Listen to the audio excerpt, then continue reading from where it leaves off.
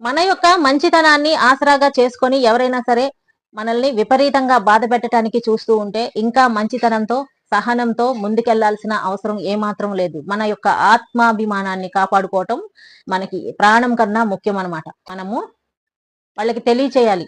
మన ఆత్మాభిమానాన్ని జోలికొస్తే వాళ్ళు ఊరుకోరు, వాళ్ళు సహించరు, వాళ్ళు భరించరు అని చెప్పి వాళ్ళకి అర్థమయ్యేలాగా చెప్పాలి. రెండోసారి మన ఆత్మాభిమానాన్ని టచ్ చేయాలంటే భయపడిపోవాలన్నమాట. అలాగ మనం వాళ్ళకి గుణపాఠాన్ని చెప్పాలి గాని, మనకి మనం శిక్ష వేసుకుంటూ కూర్చున్నాం అనుకోండి, మన టైం అంతా వేస్ట్ అయిపోతుంది. లైఫ్ చాలా ఉంది. ఇప్పుడు కొద్దిగే అయింది. ఇంకా ఎంతమందినో చూడాలి, ఎన్నో కష్టాలు పడాలి.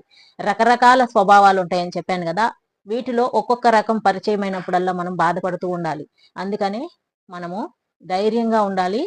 వాళ్ళ నడవడికను బట్టి వాళ్ళ యొక్క క్యారెక్టర్‌ని అంచనా వేయగలగాలనమాట. బ్లైండ్‌గా ఎవరిని నమ్మకూడదు. నమ్మినట్టుగా నటించాలి. ఎవరైతే మనల్ని నిర్దాక్షిణ్యంగా వదిలేసి వెళ్తూ ఉంటారో, వాళ్ళు కూడా మనల్ని నమ్మలేదనమాట. నమ్మినట్టు నటించారు. అదే మనం గూడా చెయ్యాలనమాట. వాళ్ళు మనకి నేర్పించిన పాఠాన్నే మనం గుణపాఠంగా నేర్చుకొని, ఇక ముందు మన మనసు బాధ పెట్టుకోకుండా మన యొక్క వ్యక్తిత్వాన్ని కోల్పోకుండా ఎటువంటి కష్టం వచ్చినా సరే ఎట్టి పరిస్థితిలోనూ మన వ్యక్తిత్వం ఒకటి ఉంటుందండి. దాన్ని మాత్రం అస్సలు కోల్పోకూడదు.